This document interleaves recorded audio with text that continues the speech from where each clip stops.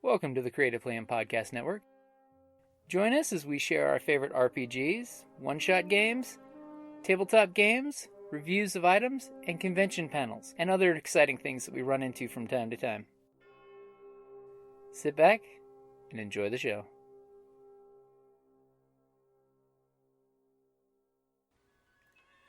Hi, this is Kelly, aka Trixie from Ragnarok and Roll, a Sign to Ragnarok story, and Tilda Wimblewick from D&D Journey of the 5th Edition.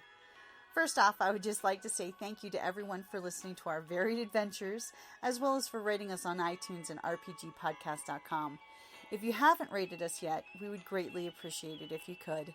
And if you're looking for more ways to support our efforts, we are now on Patreon, a great site where you can help us continue making more podcasts, as well as some special surprises for our patrons. If you can, please look us up at www.patreon.com/cppn. Every little bit helps. And again, thank you for listening. There we go. Okay, so thank you very much for coming. This is the Women in Gaming panel at RinCon 2018. I am proud and pleased to be sitting at the table with all of these lovely human beings. It is it's kind of humbling. It's kind of humbling to sit with this amount of awesome at the same table. It really is. You're so sweet. No, I'm not just saying that because I'm a contrarian. I want you to come back. I'm saying that because these are all women who are doing amazing things. These are all women who have projects and who have things that are really pretty cool and promoting women in gaming. So, I wanted to talk a little bit about kind of what we're doing today.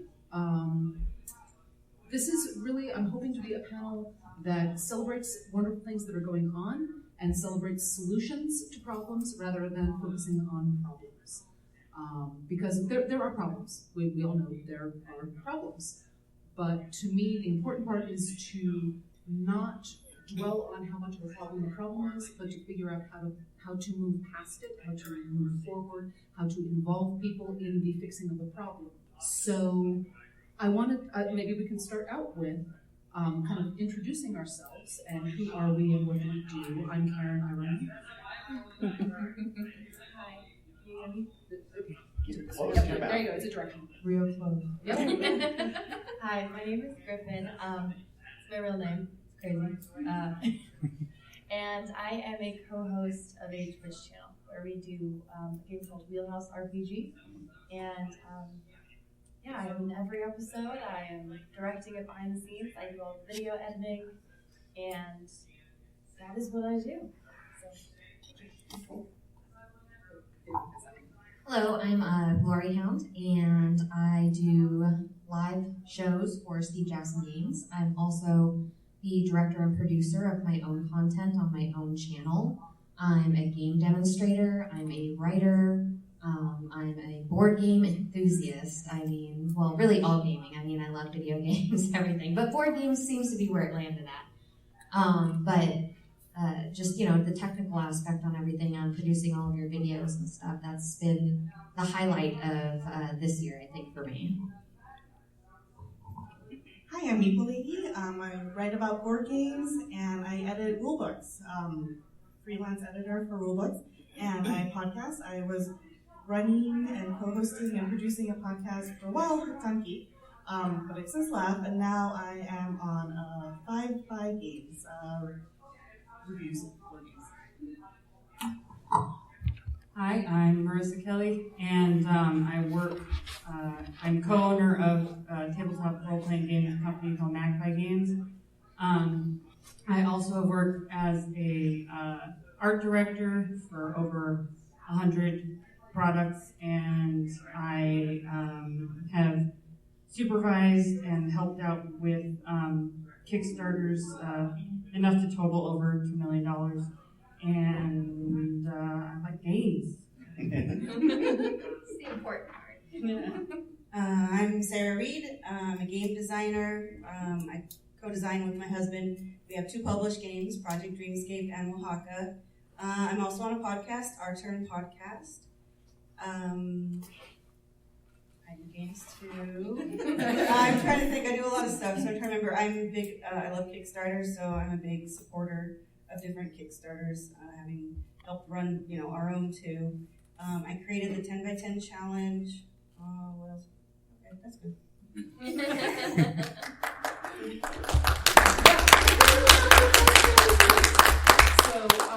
So as you can see, we've got a really wide range of people and what they do and what their interests are and what their experience is and so forth. I was really hoping to get that here because there are a lot of directions that different kind of subfields of tabletop gaming are going in, and I'd like to be able to get a chance to hear from all of them because I don't have time to do the deep dive on all of them, and I'm sure that none of us do either. So I'd like to start out with maybe something, a question that somebody else asked me at one point, and I didn't have a great answer, but I think that you ladies might talk. Could you talk a little bit about any mentoring that you've gotten in terms of what you do? Do you have any role models? Do you have any mentors? Has there anybody who's influenced you? Anyone specifically? It would be great if you had a woman mentor, but if not, why not? Why? I mean, talk about the situation. Why? How it was that there wasn't one. I wish that there were more women mentors because that would be freaking awesome.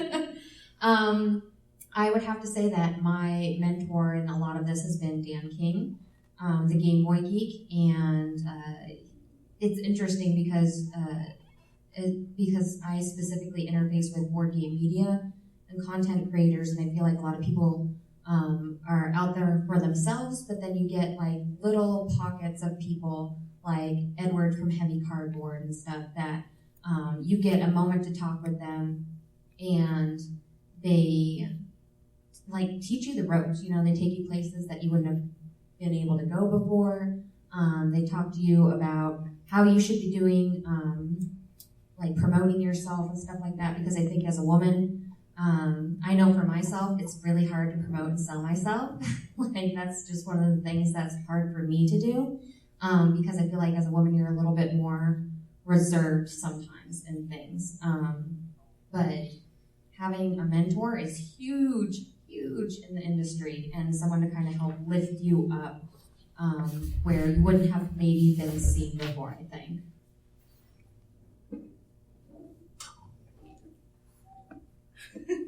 So, the same. Also, two mentors come to mind. Dan, the Game Boy Geek, because we're local, we actually game with him a lot. The same processes of like, how to just, in addition to creating your content, like maximizing your time in what you want to focus on. And, like people always say, do what you love.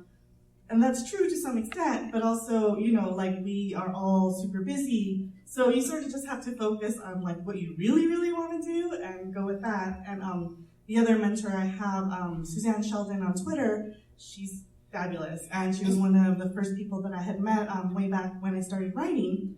Just seeing another Asian American woman like making the circuits, being very active, very vocal, working for diversity and inclusivity, and having someone to bounce ideas off that in terms of like how, being the minority in this entire industry. So it's been great having people like that, and just, the community at large. Like, I think for the most part, like us women are all very supportive of each other, and that's always great.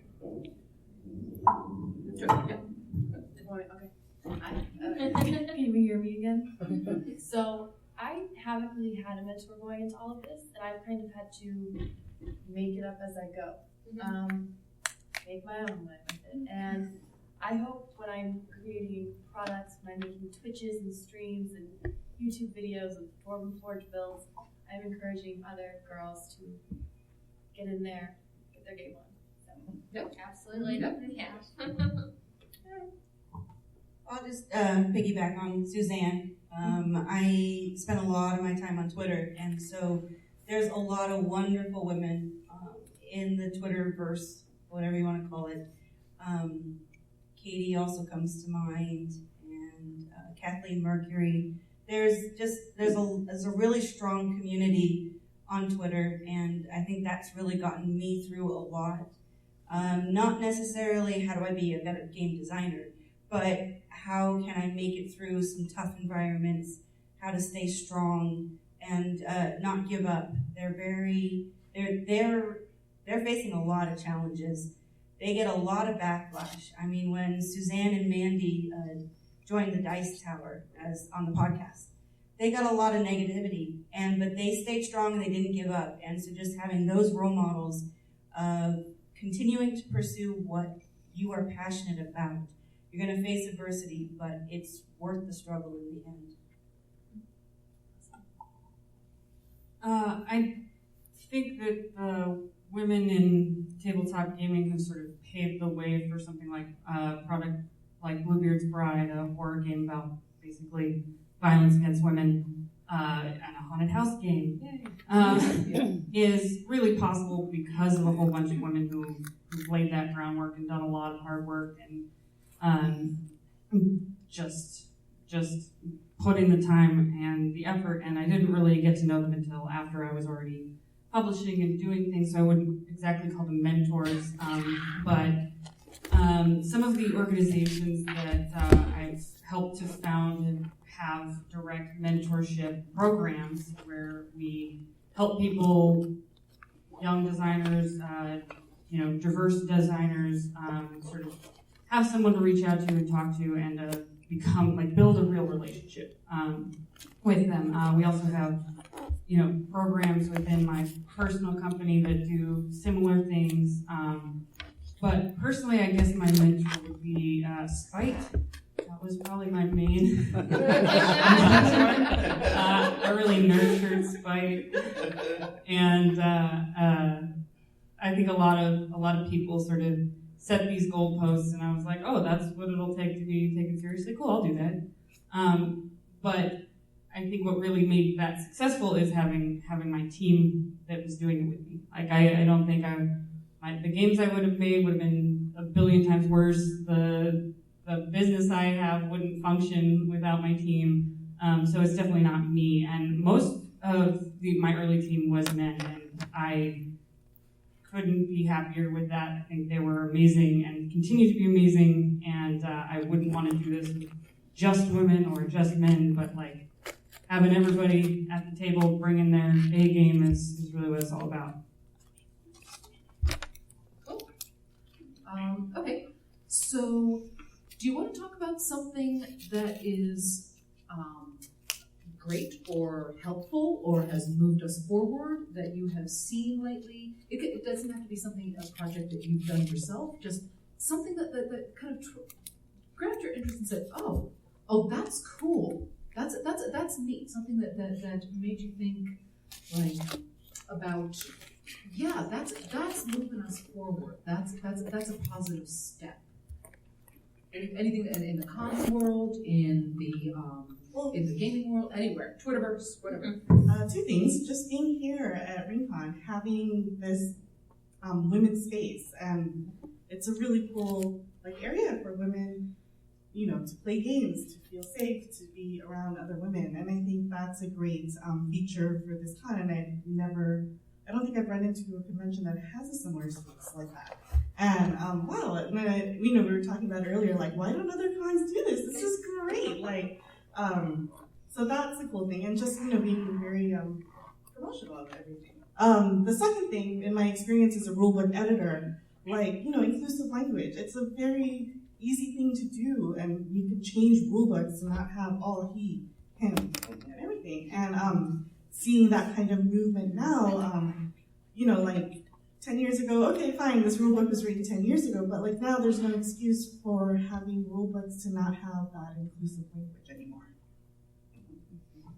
I think that as the industry has grown and more women have come into the industry and have been more accepted into everything, that in turn has made a platform for us to grow even further, because now it's not just me and one other person that's a woman getting together and trying to collaborate on things or show that, hey, we are here in the gaming industry. Now we have so many more other people to work with, and that makes such a huge difference because, going on Twitter earlier and then having, a bunch of people message you and maybe 1% of those people were female. And now, I specifically go and follow female designers. I follow female artists. I go out of my way to help integrate all of these women into our community and into gaming and making them feel better. And it's not just me doing that. It's every woman, is doing it as a collective. And I really, really love that.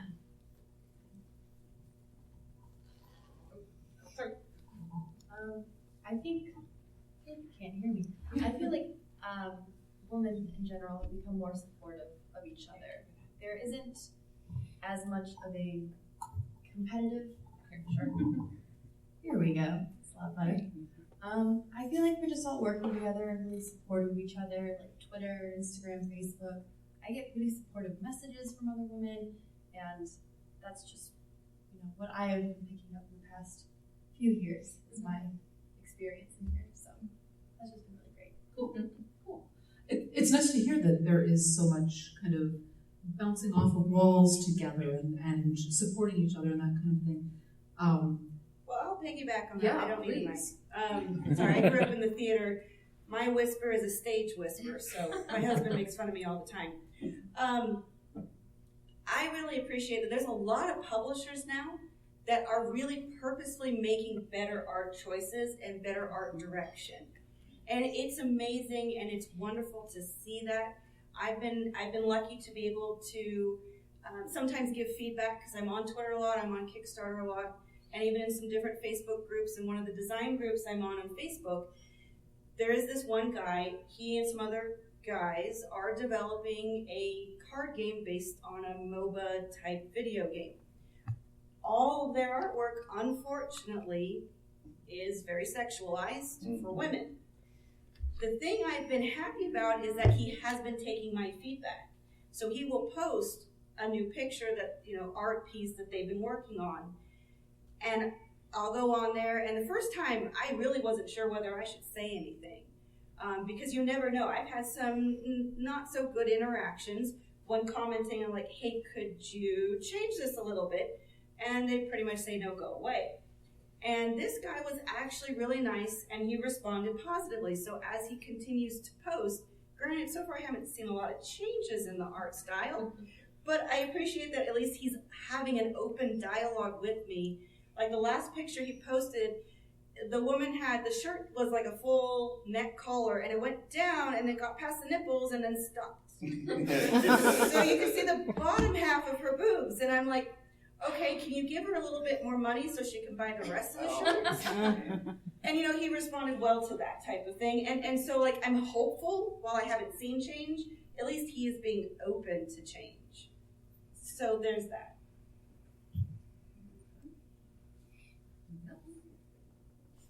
All right, so here's a potentially fraught question. So if you choose to duck out, that's perfectly fine. How do you feel that the experience is different for you as a woman, as a designer, as a player, at this point, a heavy hitter in the field? I mean, how do you feel like your experience as a woman has been different? Oh, there you go. Yeah, a woman's experience in any more male-driven thing is always going to be completely different from, I use this thing where, if you're in a playground and somebody walks up to a group of kids with a ball, and who do you think that they're going to give that ball to? They usually give that ball to a boy, and then that boy gets to lead that situation. And it's little things like that that happen all the time, that because you're male, you have no idea that you're doing it. You just instinctively go, oh, this little boy's going to want to play with this ball, and then he's going to lead the playtime for everybody else, whether there's girls or boys there. And in a male-driven field, it's always like that. Women, you have to fight for the ball. You have to step up and go, hey, actually, I wanted to be leader, or hey, you know, I wanted to play with this first, or you know what, I have a really good idea to do this. And you can get a negative reaction for that, but you have to keep doing it. And that's kind of the thing. Despite the negative reactions, you kind of have to keep going with that. Kind of like how a boy would, I'm just saying. Like, I'm just saying. But yeah, your every interaction in the field is just completely different. And it's hard to explain to men how different it is because they just can't see the perspective, you know? So on my birth certificate, my name is Griffin. My mother named me Griffin with the idea that, you know, we would continue to have resumes that were just paper, you know, no profile pictures, no LinkedIn's like that. And she said, or she thought, that with the name Griffin, I get hired more because they think I was a man. So that's why I have my name. And now I use it as a form of empowerment.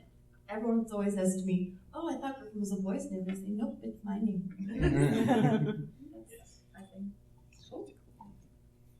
That's very true, because I specifically went in and I used GloryHoundd specifically because of that. In the beginning, I wanted people to think that I was a male writer. Yeah.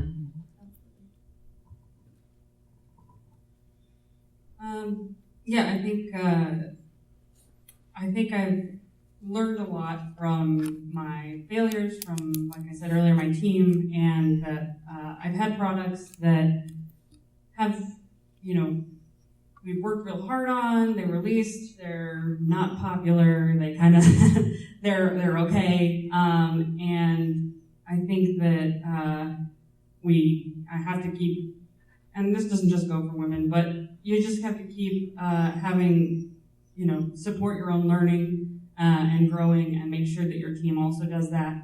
And you have to keep putting in more, putting out more products is on the publishing side until you do get that hit. And I think that a hit is what you're going to be looking for in publishing. You want that stability that comes from that.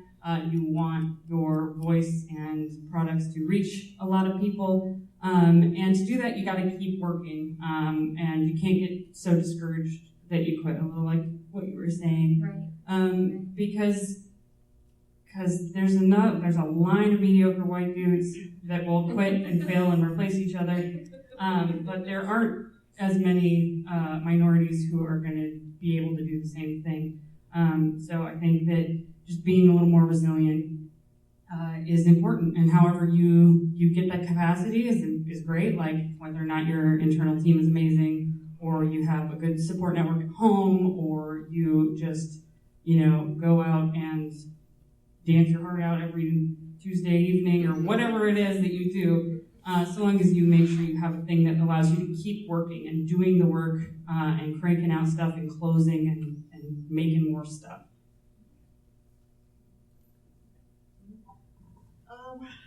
Back to the original thing, I guess just being a woman in this industry, you have to grow a thick skin. I mean, that is the reality of everything.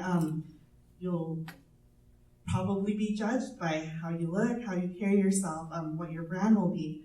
And there's always going to be so much negativity and awfulness on the internet that comes back at you. And the thing you can do, just like what you said, be resilient, keep doing what you do what you love, surround yourself with positive people who will help you, mentor you, and, you know, what's one person's negativity, you know, try to take that into account versus all the other good stuff that you end up producing. So I'm hearing from a lot of people on the front of this, in the front of this room, that there's a lot of perseverance and there's a lot of feeling like it's almost like you're going against an adversary. That there's some kind of I need to beat something, or I need to push harder, I need to be better, I need to that kind of thing. Has that been a motivating factor for you? I know versus the spite, but has that kind of oh no, you can't tell me anything. Has that been a motivating factor for you? Yeah, sure. I don't like being bossed around. That thing. So, yeah. Definitely. I mean, spite is a very big motivating factor. Like, you can't do that. Well, yes, I can, and I'll do it better than you. Okay. Just That's watch. Yeah, exactly. That's mine. So this is a thing I encountered early on. I play a lot of heavy Euros and war games, and I obviously do not look like your typical war gamer. And people, designers have asked me, like, how do we get women more interested in wargaming? And one of the things that I had offered, just to women, like in the beginning, I would never go into a game cold. Like, I would always research the game, read up on it. So, you're still learning with everyone else, but that's a thing that I sort of had to do, like, in the beginning, just because, again, you walk into a room of, 200 white males and there's me.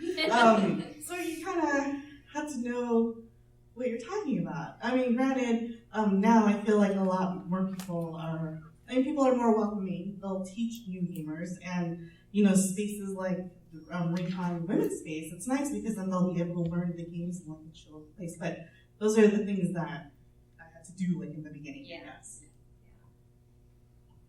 I think for me, I probably don't actually just say to everybody who disagrees with me, but I actually do believe in disagreement, and I think it's the primary way that most of us grow. And that I do want to hear feedback. I do want to know what sucked about what I did, and I want to make it better. And, just like any kind of feedback, some of that, you kind of take and throw away, and some of it you hold on to longer than you should. But I think that's just human, and that's normal. And, I think it's super important to keep people around with different viewpoints and just sort of ideas than you have as well. I don't think I have much to add. Everyone really said it very well. It's just, it's perseverance and not letting the other people, say no. Then there's also overcoming the internal challenges, because when you're told you're not good enough, sometimes that can get internalized, and then you have your own internal demons that you have to continually fight. And say, I can do this because I am good enough and I can do it. So you've got sometimes both internal and external forces that you have to overcome to achieve what you want to do. I'm seeing a lot of nodding heads.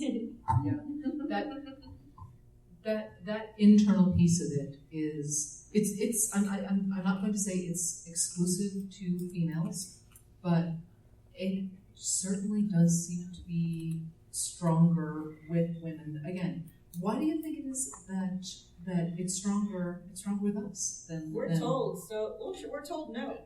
For most of our life, okay. It's we have to follow certain rules of what we can and can't do because that's not ladylike. You can't climb a tree. That's not ladylike. You can't run. You can't cross the street by yourself. I mean, there's a lot of restrictions placed on us. And then as you get older, and then if you're not, meeting people's expectations still, it keeps coming back to, no, you're not doing good enough, no, you're not. And so it wears down our own internal psyches instead of where boys are like, they're told to go be boys. Go ahead, do whatever you're going to be. Oh, they'll get it out of their system or whatever. And they are not told no as much. I'm sorry, generalizing. It's what it feels like sometimes. So then when you grow up, and sometimes it's hard to have confidence in yourself when as a kid, so many people told you no. And so how do you go and say yes when everybody said no for so much of your life?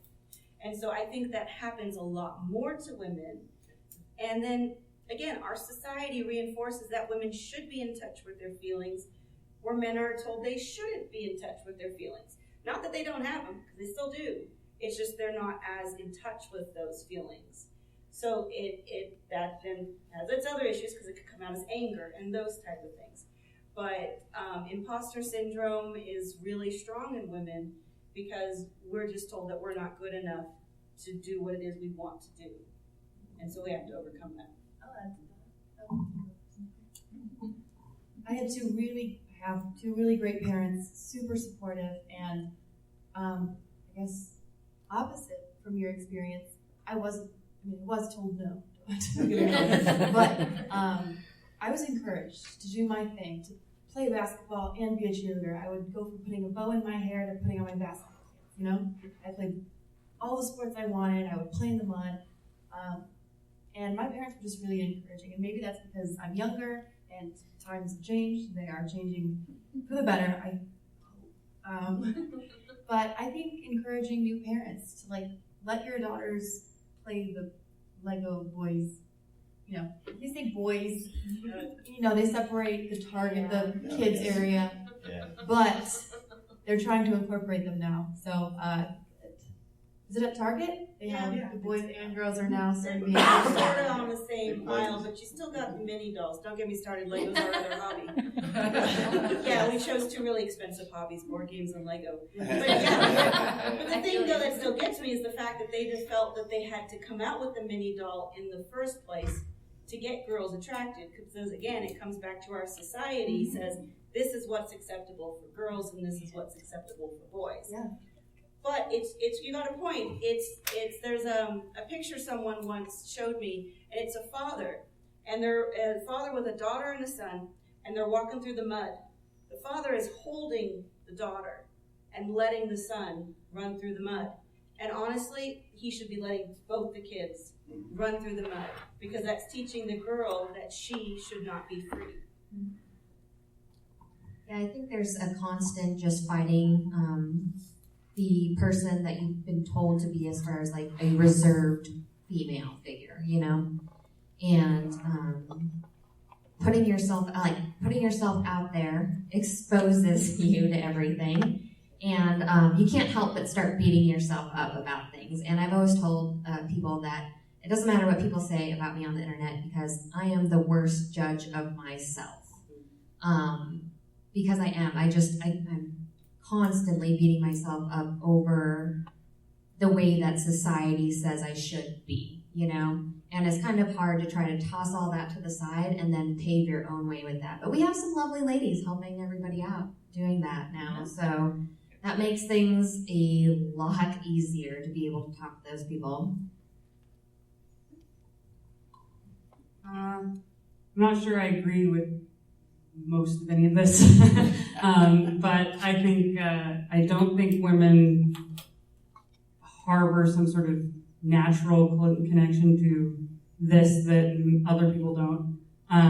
I think culturally you're going to be sort of raised in certain situations that might impact the way you feel about yourself and the way you feel about challenges and the way you feel about other things that have some things to do with gender and some things to do with family dynamics, some things to do with peer dynamics, just resources that you might have in your life or not have in your life. And I think that a lot of these incentives that we're responding to, like the Target aisles and the mini dolls, have a lot to do with just capitalism and how the demographics of that, we were talking about it in the other panel earlier, diversity, how that actually impacts and influences what is out there and what we see visually, more so than the women who worked on those projects and how they are working to subvert or lift up those different femme sort of signifiers. So yeah, the thread that you just pulled there, the working within the system. So we're all part of the system, right? We're all part of lots of intersecting systems. What's been your experience in trying to leverage some of those power dynamics, or trying to, I like the word subvert, to actively subvert those power dynamics? What do you do to make, to both advocate for yourself and make it easier for other women to advocate for themselves? Is it about just putting yourself out there? Is it about the words you choose? Is it about the depictions in your games? What kinds, or is it just a way of being? or yes. Marissa, you're looking like you got to. That's a huge question. It is. Yeah. Really, this is the what we do. Yeah. This is the what we do part. I think it's important I guess I'll kind of separate it out into publishing in particular, rather than at the table, which there's a lot you can do in both spheres. But I'd say in publishing, it's really important that you build networks of support for the women and other minorities that might be a part of your space or you want in your space, and that this is how you are be able to compete in the marketplace, and that's one of the most important things is that you are there doing your thing, competing over and over again, and that I really don't believe awareness is enough. I think that you have to be there doing the work. The work has to get done, or else we're just telling a whole bunch of people about a whole bunch of products that suck, and we don't want that. We want the products that we're showing off, the people that we're showing off are like doing this badass shit, and that when they'll get hooked and they'll be like, yeah, these are my favorite things, and it's a wide array of things. I think at the table, you have a really cool opportunity to fail. Because in business and in publishing, taking a lot of chances is great. Like I said, we try and do mentorships to lift people up and like build relationships. I think that's core. But at the table, whether or not it's with strangers or not, you actually can fail over and over again and keep trying. Whereas if I fail too much in my company, I won't have the resources to do anything, and then we're kind of like going backwards, right? So I think individuals have a very cool opportunity to grow and try again.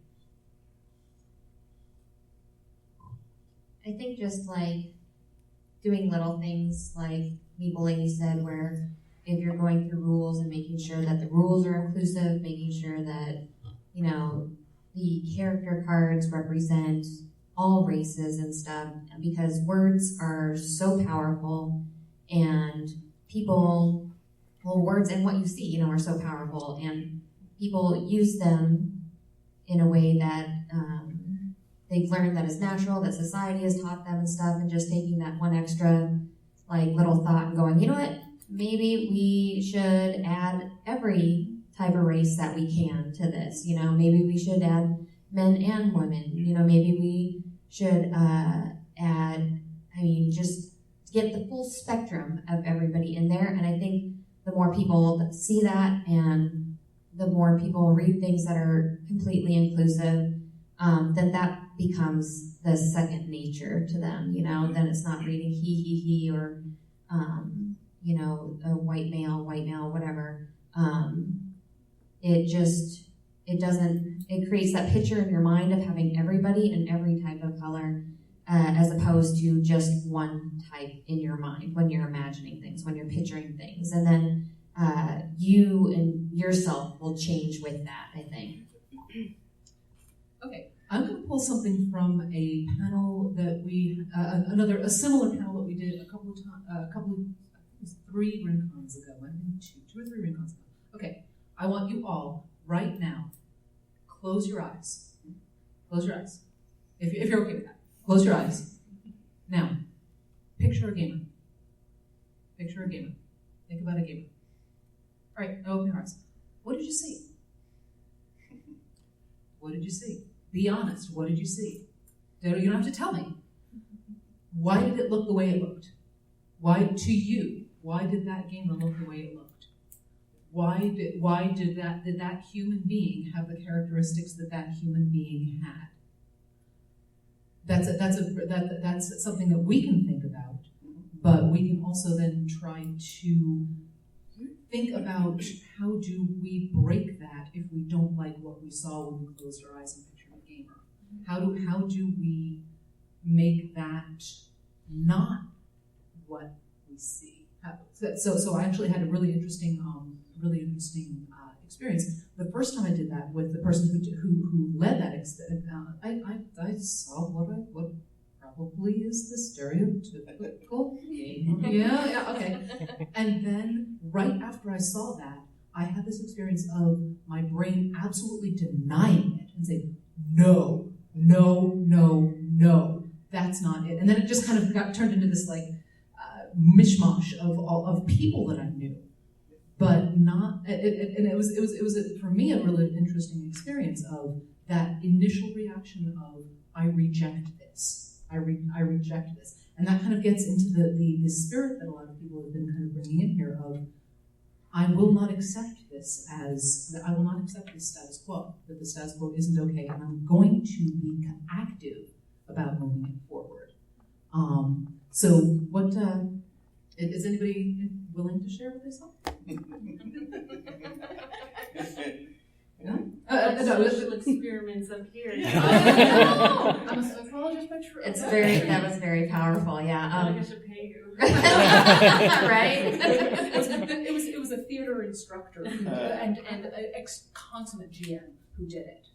That was fantastic. It was. Yeah, I give all credit to Lon Scaravi. He's a professor up at ASU. Really amazing guy.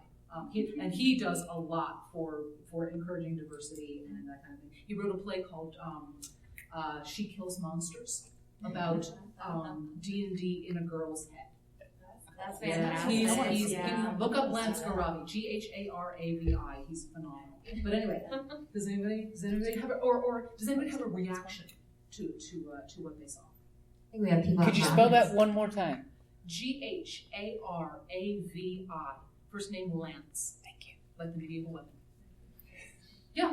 Well, I had, to a certain degree, I also thought of two separate aspects. There's people who play games, and then when you say gamer, though, that means more extreme to me. Fair point. So I had like multiple images depending on which label I want to put on. Okay. So the word gamer was tapping into some stereotypes. Right. Okay. Mm-hmm. Yeah, well, absolutely. I mean, just saying the word gamer, the first thing I'm thinking of is somebody playing Xbox with their headphones on that is male and sitting in front of a TV. Not a board gamer, that was the first thing that came to my head. And then I was like, no, that is not it. Okay. I'm like, it is me. I am the person that was the gamer. I like yeah, and then that was replaced by that. But you're right, that was like the instant image that hit my head was just that video gamer style of like a younger male, doing that. Okay. Yeah, that's a common thing that I encounter. I write about games, and they're like, "Oh, video games," Yeah. And like, no, the cardboard variety, look in the box. That's right.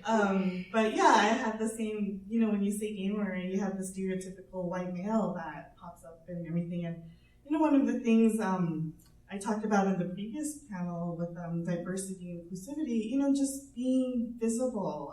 Someone like me that looks like this being at a place. And, encouraging other women to just, if you like playing this game, just go for it. Like, seeing other women, people of color at locations that aren't, predominantly them. And then eventually, that community, the inclusive community will start growing from that. Yeah, absolutely. Yeah. I guess from basically talking with other people's experience, I don't think that I got started out kind of, in a sense, privileged in that I started with gaming with D&D 1974 at U of A. That the very first session I showed up at, there was a woman there. And so for me, it's never been a big deal. And then as we started playing during college, girlfriends, and then now our wives, and I'm still playing with some of the same people I played with in college back in the 70s. Now, with our SOs, and then their kids too have gone through, and now they've actually gone and they're having their own kids. Right. And it's like I've never saw the difference. It's funny though that you say that because you're like, it was almost like you were surprised. You're like, there was a woman there. Well, the thing is, I'm saying that because of what other people have said after that. It's like, that's all this male club and everything. It's like, That was never my experience. It's like, I wasn't allowed to play D&D. I tried to get into D&D, and I was never allowed in. Oh, wow. Yeah. That's terrible. You would think that high school cis white males would like to play with but they didn't. They didn't want to play. And okay, fine. I'll just go take my Tolkien someplace else. Thanks. Yeah. Weird.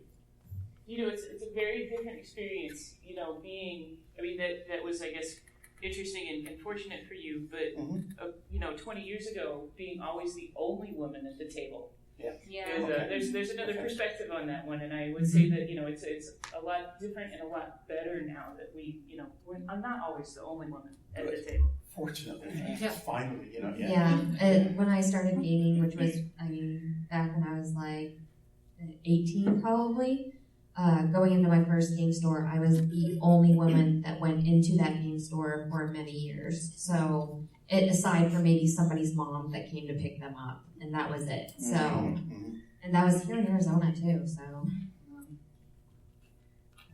Well, for me, same thing in high school. I don't think so. I was the only woman. I guess I was lucky enough that I had friends. They taught us how to play. It wasn't D&D, it was Palladium Fantasy. But we still role played. And hey, somebody recognized it. I always say that, and they're like, what? And then I say Risk, and they're like, oh, but it's not Risk. We actually never played Risk. Anywho, don't get me started. I'm not a fan of the percentile system. It got us started, and so it was one of those things that I had at that time. I was the only girl in the group. There were 5 guys, me, and the occasional girlfriend that would cycle in and out. And I was the only nerd girl, geek girl, whatever you wanted to call it. And at that point, though, it's like, for me, I didn't want to be a part of any other, groups and cliques and things like that. I liked what was going on. We played video games. We played EverQuest when that first started, trying to figure out how to connect our computers up together. We started all that, but it was hard sometimes. If it was just my friends, it wasn't so bad. But when we started playing Magic the Gathering and we actually started going to stores to do tournaments, that was when I had my first bad experience. I have to say it wasn't as bad as I've heard. But I walked in that store and it did go quiet. There was only men, either the people working or other high schoolers or young adults, and it was all male, all white, and they didn't know what to do with a woman or a girl, because I was only like 16 or 17 walking into that store. Right. And it was not fun to play in that tournament. I am grateful nobody was offensive, nobody directly did anything, but it was uncomfortable. It was not fun. And after that, if my friends wanted to go play in a tournament, I was like, no, thank you. I'll continue to play casually. I enjoy your company because you accept me for who I am. But all those other guys out there, I just felt every one of them was just judging me. And that's a hard situation to deal with. And I think, going back a little bit, I think, to what you were asking about how to make these changes. Right. I think if you want more women or just people that you like, I guess, at your table, it's important to invite them more than once, more than twice. Ask what they did or didn't like, and then accommodate. If you're not willing to accommodate, that's cool. Just know that that's probably a fairly reliable recipe. If they don't want to go at first, if they don't want to go for a long time, cool. Just make sure they know that the invitation's open. And then once you do get them at the table, don't embarrass them, right? Yeah. But ask them what they liked, what they enjoyed, what made them excited, and then what they would want to see be different next time. I think that one thing that I want to bring in is something that another friend who's about my age, who was starting gaming about the same time, she described it as there's a weight of being the only girl. It's a weight, and you're shouldering that weight, and you're carrying that weight, and it's heavy. And because there is that, I don't know whether I fit. I don't know if I fit here, and that there's that. there's that possibility. You're never sure when your gears are going to grind. And she said that does anybody want to comment on that? That burden. Well, I just have the opposite. You're just I have, in my experience, gamed with a lot of girls and, a lot of guys as well, but it's always usually been about half and half. And I'm lucky for that. When I was introduced into, role-playing world, I was playing, I think it was just one guy. It was just all of us girls. So Awesome. I've had that lucky experience, but I've always felt very comfortable. The guys never took charge. They were never the leaders. Maybe because I put myself in that position. I don't know. There may be a bit of a tide shift, but That would be lovely. right. I mean, we need more tide shifts. A weight. I think maybe not a weight for me, but just definitely that fact that you don't always fit in the right way. It seems like whether it's off-color jokes or something, you're like, dude, it's not cool, or something like that. It's very odd though. You're right. It's very odd. I don't know. It's hard to explain. It really is hard to explain. It's just an odd experience. Yeah.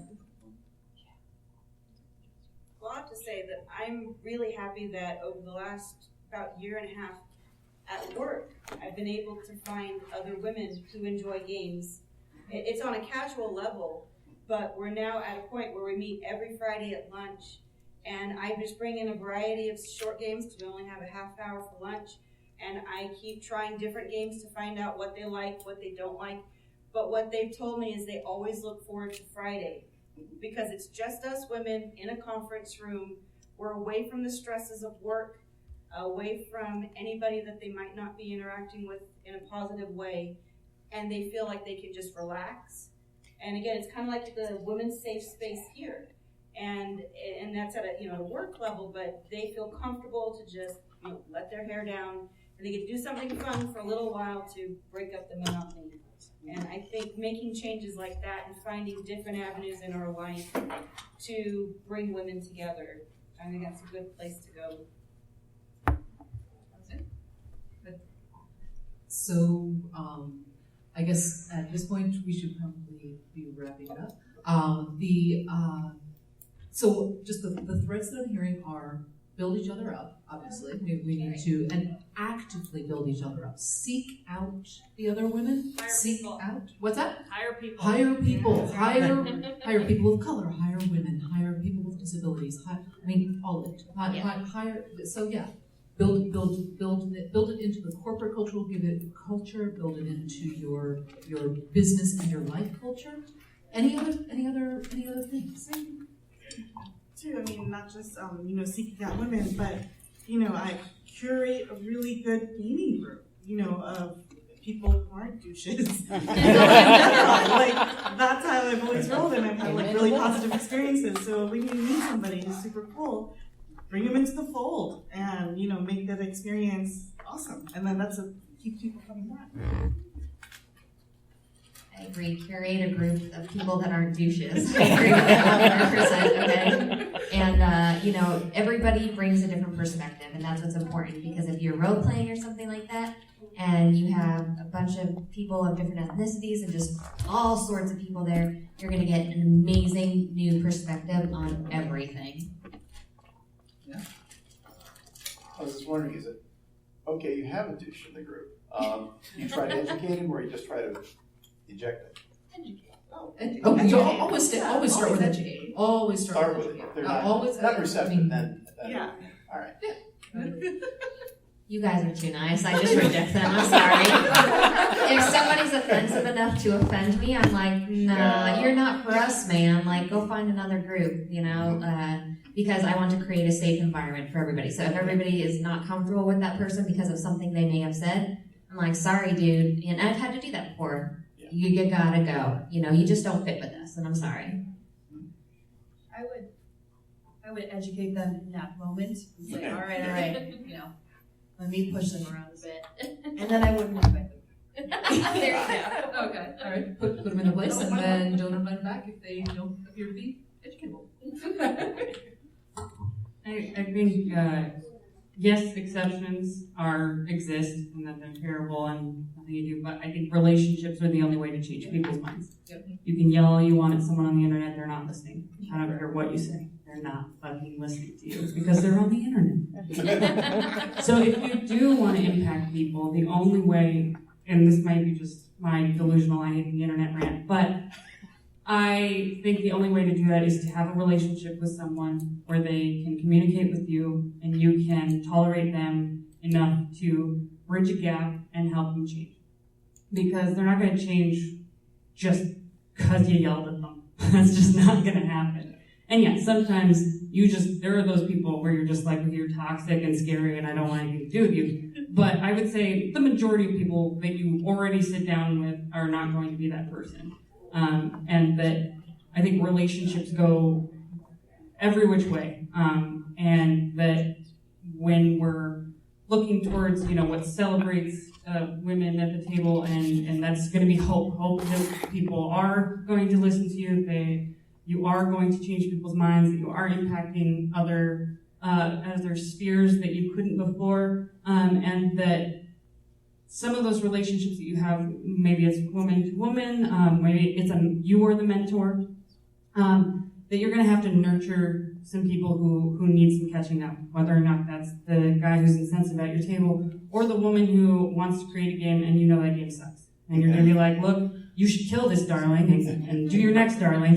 Yeah. And that's a relationship, and that takes trust, and that takes growth on everybody's part, right? I don't want to hurt your feelings, but I also know that this is probably what you really need from me right now.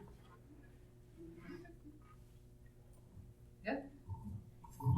Communication, trust, openness, and not putting up with things that are not okay. Being strong enough in yourself to really know what's not okay and to be able to express that. Yeah. All right. So keep building us up. Keep building us. You guys. I'll use this white mouse up. But no, seriously, we are a community. Gaming is a community. It's about community. You don't really. There are solo games, but you play games with people, and hopefully you're playing games with people that you like, and hopefully that you're building more of that when you're playing games. So yeah, build each other up. Don't put up with somebody else's messes, and yeah, community build again. We can be all one family, right? We could. Yeah. All right. So thank you very much, everybody. It's been really great having the conversation. Thank you to all the women up here. We need to keep building each other up and move towards mentoring other women. I think that's also another big. Yeah. Thank you, everybody.